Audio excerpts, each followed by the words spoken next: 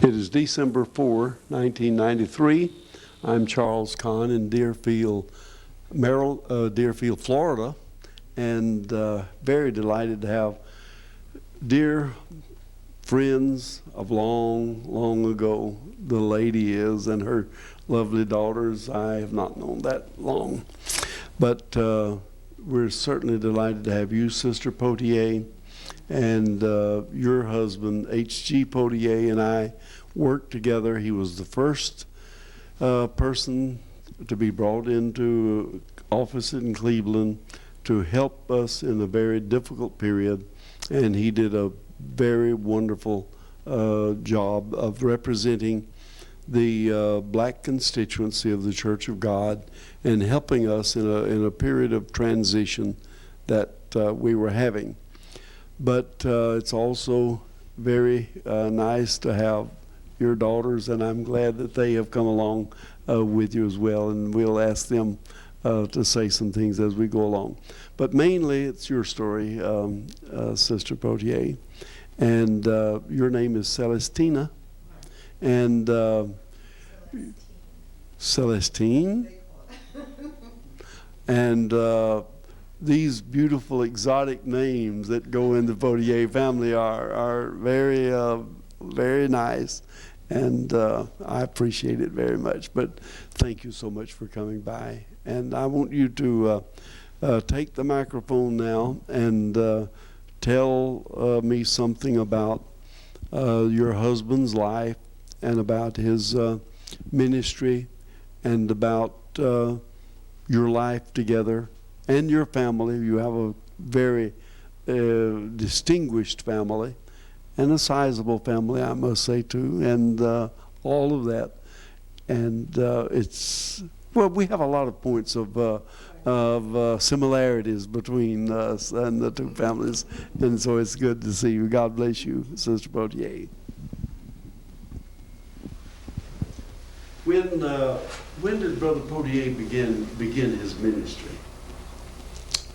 He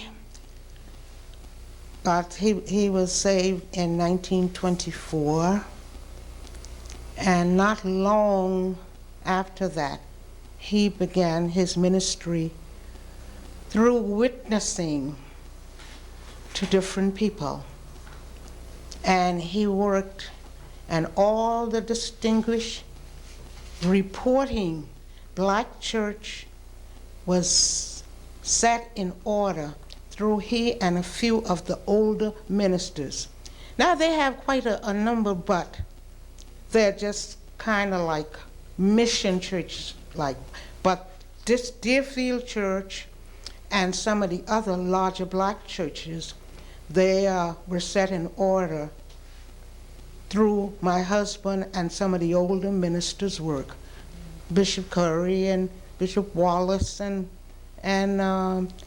some of the Brother LaFleur and some of the others. Now, where was his original home, Sister Poitier? Arthurstown, Cat Island in the Bahamas. He was a Bahamian. Right, yes. Yes. And the family is actually then largely Bahamian. Are you Bahamian also? Well, I was born in Old Sound, right up the road. I was brought up between Miami and Delray. Uh-huh. And I don't know, my family is, so my grandmother's mother was from St. Augustine. And my family is mixed up like that. My grandfather's father was an Irishman from Ireland. So I have a mixed family. Uh-huh. But I was brought up in Miami and Yamato, Delray. How did you meet Brother Poitier? Through the ministry. He and another missionary used to come to Yamato, a little place not far from here, next to Boca Raton. They always would have street meetings, and they would come to Yamato and have street meeting there, and we would stand up and listen. It was only one church in this little place, and it was a Baptist church. And that that was the only church. I am formerly Episcopalian. I was confirmed in an Episcopal church. And them coming up on a Sunday evening and having street meeting, we finally, it ended in a revival. And that was when the Lord saved me. And your husband went almost immediately into the ministry after you came to know him, or was he already? He went in the ministry not long before that, but not long before that time, because then I met him after I came to this little place, and when they had the revival, he and another missionary opened the revival there, and we got saved. Now, Sister Poitier, Brother Poitier's ministry is pretty well a matter of public record, and we do know a great deal about that, you understand. But one of the things that I want to emphasize is not just the churches he pastored and not just the administrative work that he did, but I want to learn a little bit about the man himself, H.G. Poitier. I want to know what kind of husband he was, and I want to know what kind of father he was, and that's where we need to, I'm so glad you brought your daughters along, and one day later I'll be talking to David as well.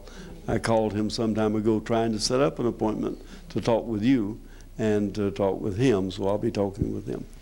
But now, I knew H.G. Poitier very, very well. We were together for 4 years in a very, very trying time, and I learned to know the temper of the man, that what he was made of, and he had the task of dealing with a difficult time, and that is when we had struck down the segregation that had kept the white and the black churches apart. But that was not always understood everywhere. Some people thought we were doing harm instead of trying to do good. And it was your husband's enormous task to try to knit these two things together. And I always will love him and his memory because of the work that he did and the tasks that he faced in that time. He and I had to have many long discussions about the situation that was there. But now then, I also know another side to him, and that is through your family, which we began to know. And I'd like you to tell me about the man. What kind of man was he as a husband and as a father? And you can pass the microphone to your daughters as you will.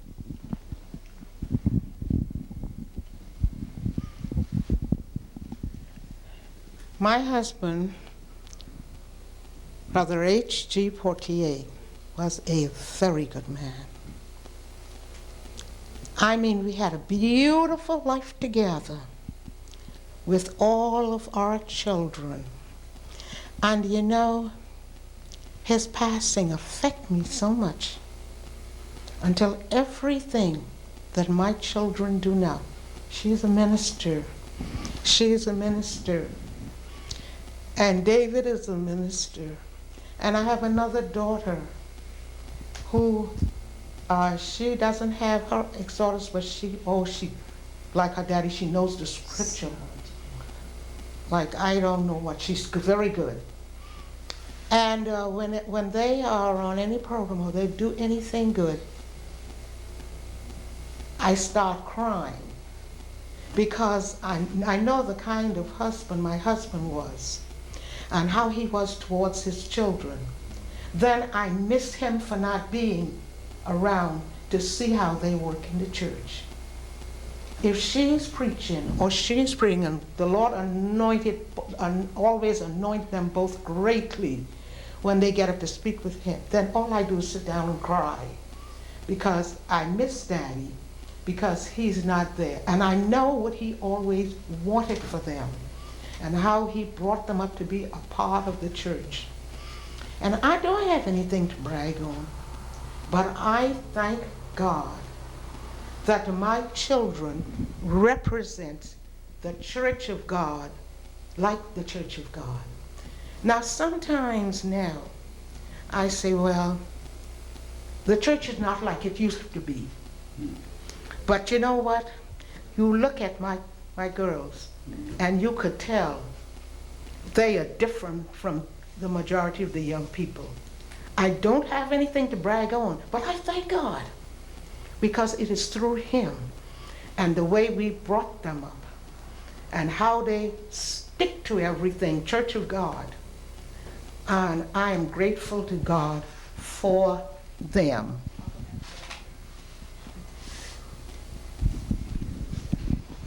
As the oldest daughter, I am Mildred. I really believe in the principles of the Church of God, and growing up in a family that instilled spiritual values. We grew up in a home wherein we had to pray. We had family prayer every day. So as we go out into the outer world, we left home knowing that God was on our side.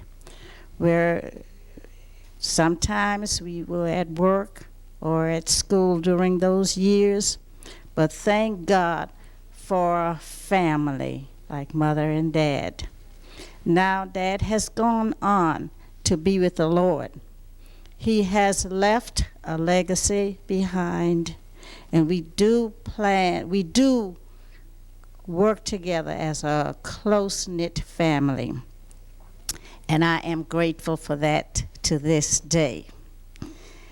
Many times I did not want to take on the task of being the oldest daughter.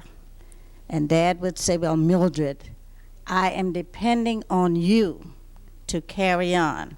Whatever they do, I am looking to you to steer them in the right way. And whatever it takes, when Dad comes, he will handle it. It is so good that even in the home, he was the same person when he was at church. He was a man of great self-esteem, stood for holiness, and he stood for the right, not in the civic world as well as the church. And I can be grateful for that today. Because of that, we have grown up and we are still as close today as if Dad were among us at this time. He charged each of us to continue to work for the Lord until the day is done. And when we have finished our course here on earth, we do expect to see him again. Thank you for that, Mildred. You emphasized that you were the oldest daughter. Yes. And this is Mildred Roberts, who is a minister of the gospel and a very distinguished person in her own right. And she is the eldest of a long line of daughters. And I'd like to tell you what kind of a responsibility was that laid on you?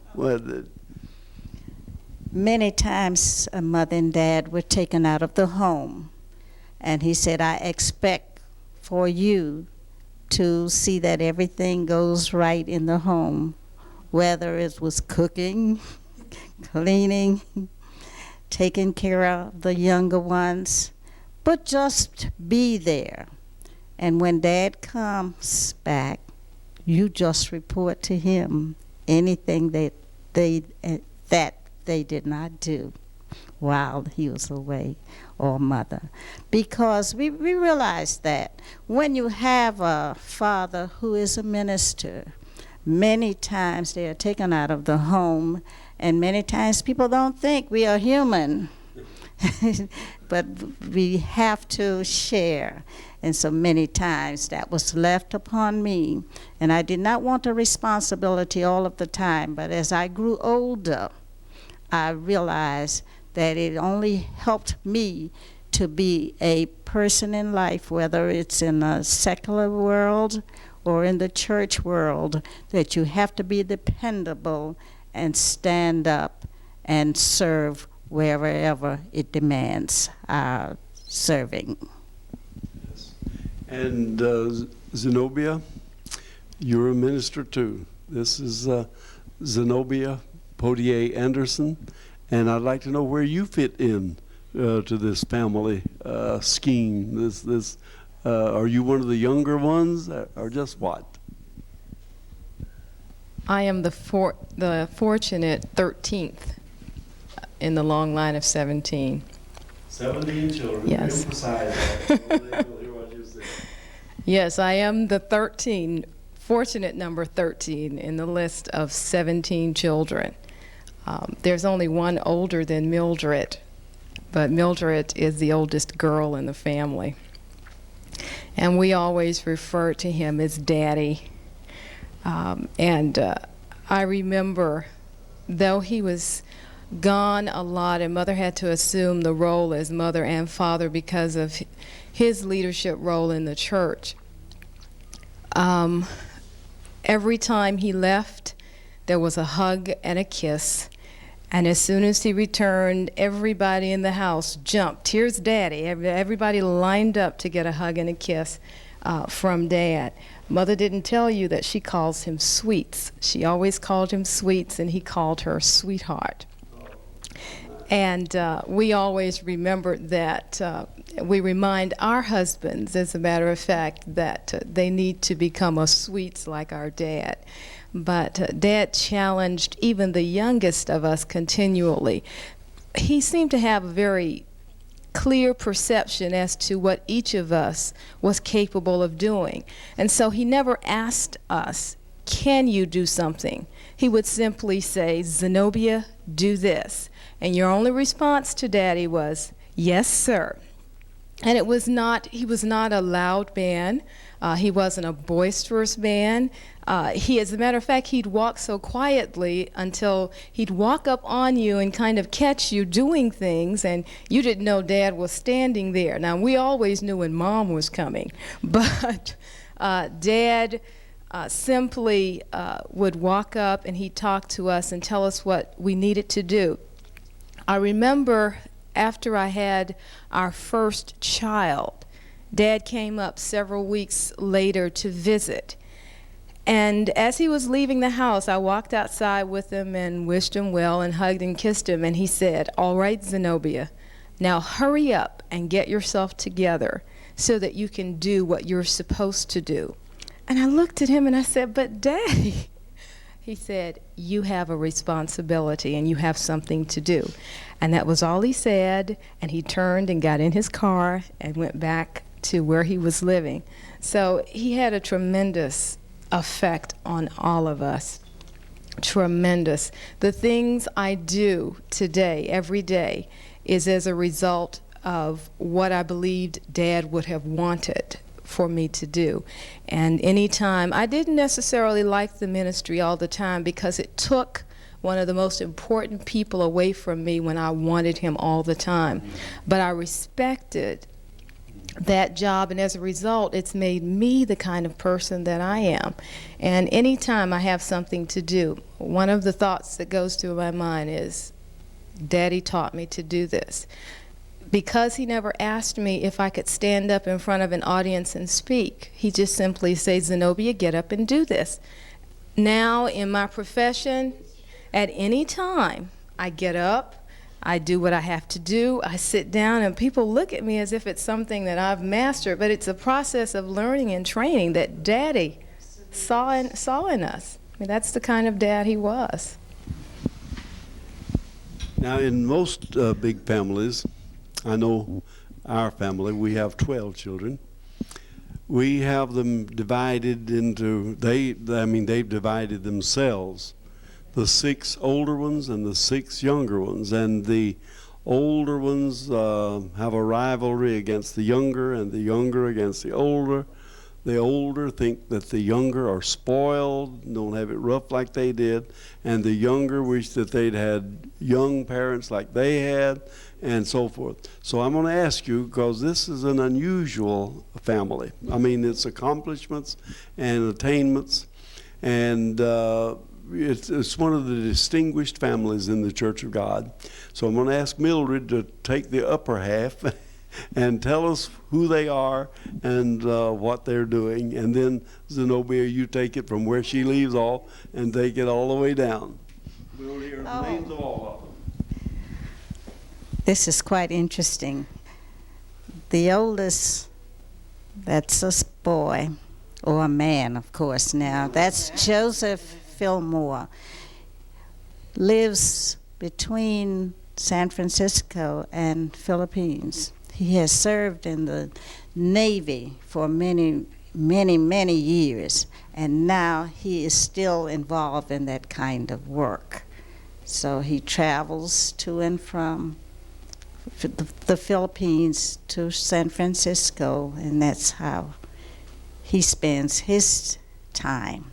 Well, of course, I am yours truly, Mildred, living in Fort Lauderdale, a member of the Fifth Avenue Church of God. I am married to Ernest M. Roberts, who's also a member of the Church of God, and we do have 2 sons.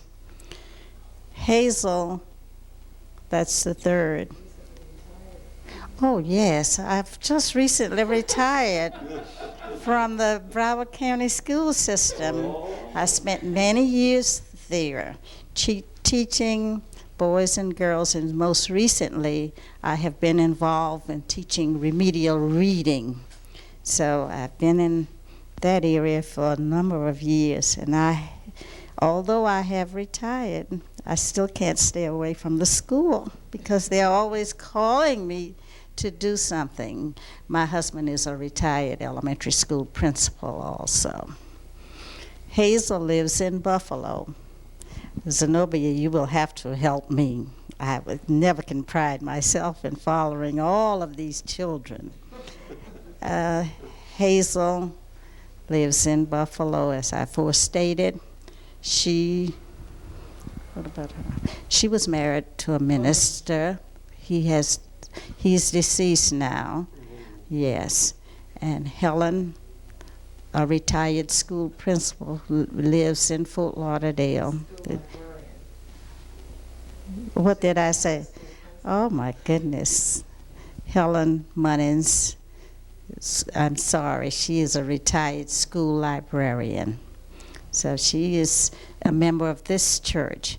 Now this is Dad holds membership until his death right here in the Cathedral Church of God.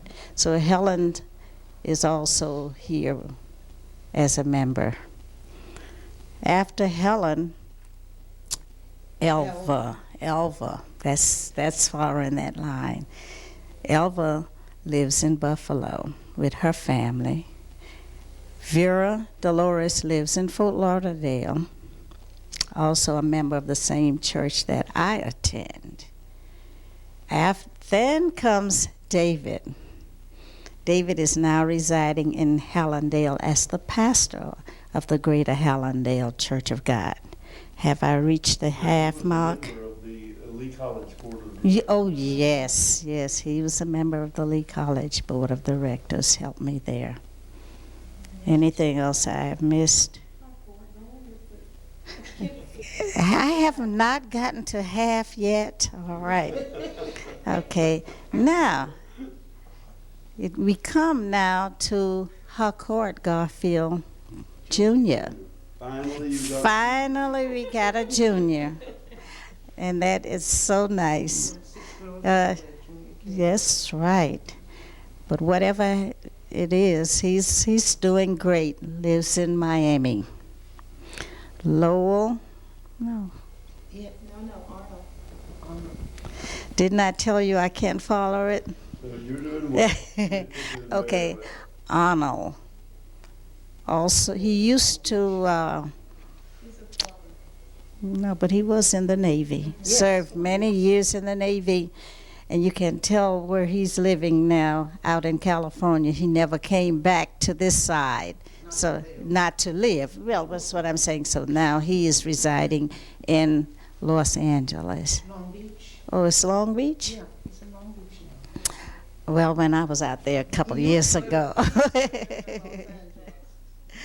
Yeah, good. Oh, he's in Long Beach. All right. After Arnold, finally, Tony. Yeah.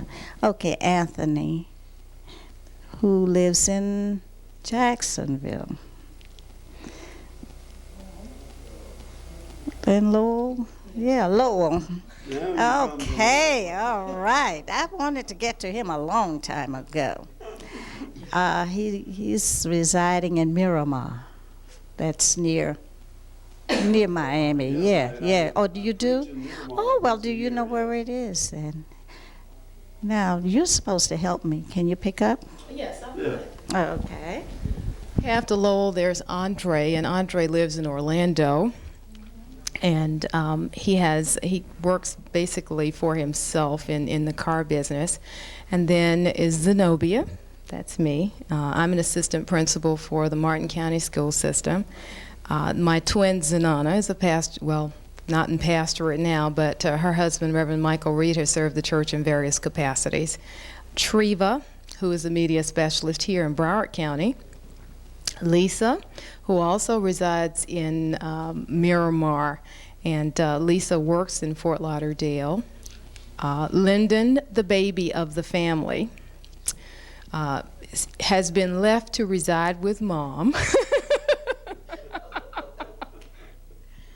The last has to be left at home, but Lyndon works very effectively, and he did with Mom and Dad before Dad passed, and he remains there with Mom, taking care of the house.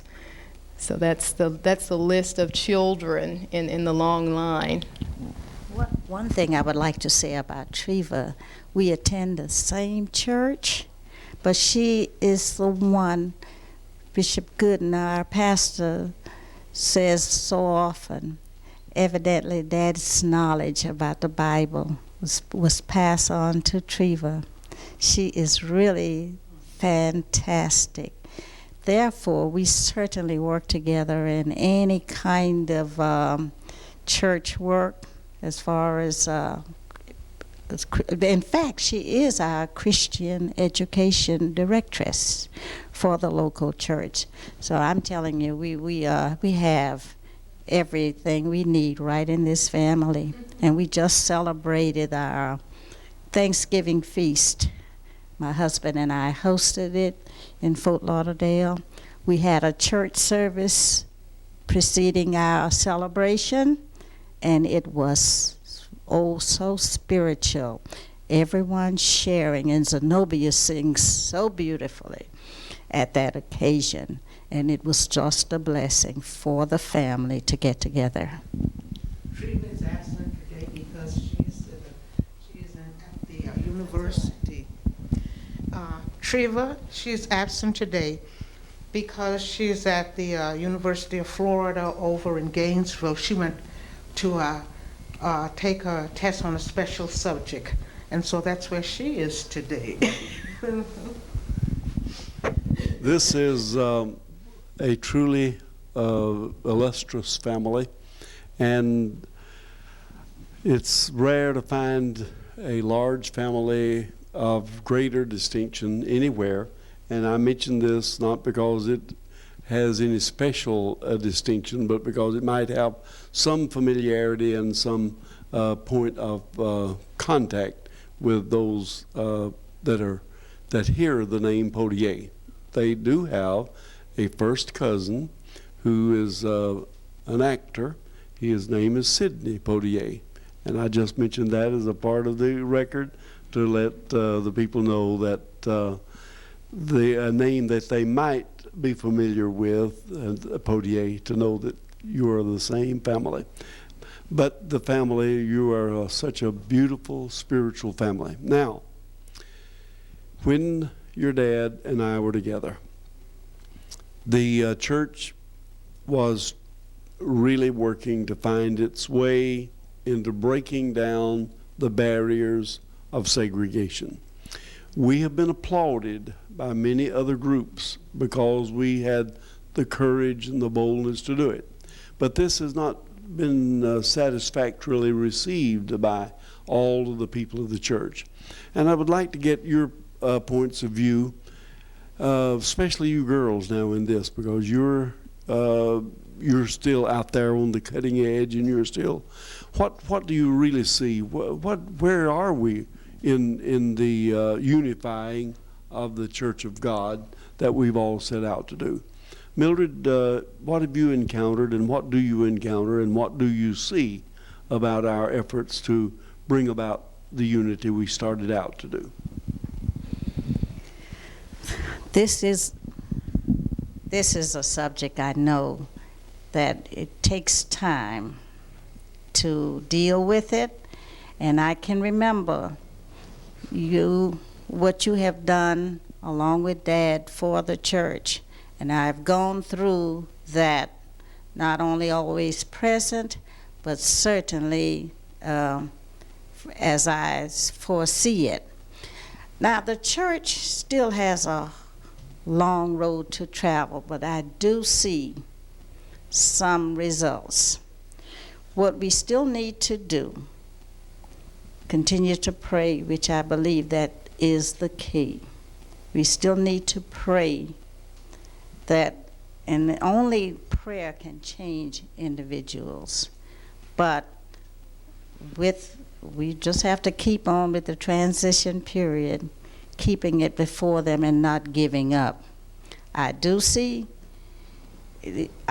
some results, but many times we are going to just have to continue to work at it and let education and prayer take its course. Anything else? I wonder if you're optimistic about it. Oh, I'm optimistic. I've always been. We grew up in a home where we were taught spiritual values, no prejudices. We understand that God created man in his own image, and with that, I've never taken color to be one of, or racial barriers to confront us. Even in the secular world, I have always been able to work with groups, and it has never been a problem, because I feel that whenever you present yourself in such a way, that's what counts to me. And I'm very optimistic that we are going to have to continue to have seminars together. See, we don't need to isolate everything, because I still think we do find it as far as the General Assembly, but I would like to see other seminars wherein we, as a group, not as segregated, but that all groups are included, continually keep on doing what we are doing. And that's the only way I foresee us getting closer together. Thank you very much, Mildred. Now, Xenobia, from a younger point of view, not that she's younger than you, but that she's represents a younger body of people, and as a minister also. I believe that my ideals relate not only to a black-white issue, but to the issue of a female and her place, her role in the ministry, and her role in the church, as well as being a member of an ethnic group. The church has come a very long way. I am not able to perceive the depth to which the church has grown because I am from a younger set. And so I draw some comparisons with the world and how it has gone through steps or phases to desegregate activities or programs. I believe that the church needs to assume more of a leadership role in the process of desegregation, rather than being comparable or moving at the same rate of speed as the world. During the time of forced integration, when it came about, the church was still not yet ready to participate. So I perceive the church as catching up in that respect, trying to catch up to where the laws of man have started. We operate under the law of God, which is the law or the greater realm. And so because we have the ultimate power that is able to do the impossible, then the church should be at the forefront of this. We should stand out as an example to the world that because of who God is in us, we are able to perceive man as he really is, as a human being who needs to be saved without racial color or creed or any of those types of schisms. And so I believe that the church has to, we have the ability. We have been convicted by God as to our purpose. Now all we have to do is go with it. And even though I see the church as coming, it is not from the standpoint that I believe they don't want to move, but I believe those who are in leadership seem to feel a little hesitation because they cannot perceive the spiritual aspect of the body as a whole as to whether or not the body is ready to go. I have great respect for our leaders in our general office because I can see or sense a spirit in them that wants to do something to try to draw us closer together. But then you have to deal with the large picture. And you know that overnight you can't do anything. But I believe we can challenge that a lot more persistently because we have God who is the source in us. And he can change men's hearts. We have to give him credit for being able to do that. He can change men's hearts and he can make the difference so that in order for us to be the church under God, we need to take a more aggressive step towards bringing everybody together. Thank you very much, Xenobia. One last question, Sister Poitier. You were married to a great man, a dear friend of mine, and he did many wonderful things. How would you hope that he will be remembered? Now, this tape that we're making today has a life expectancy of 300 years, which means that 100 years from now, people can be watching what we're doing on this December 4, 1993. And on beyond that, 3 times of how long they could watch if the Lord should tarry. And how, in that kind of time span, would you like H.G. Poitier to be remembered?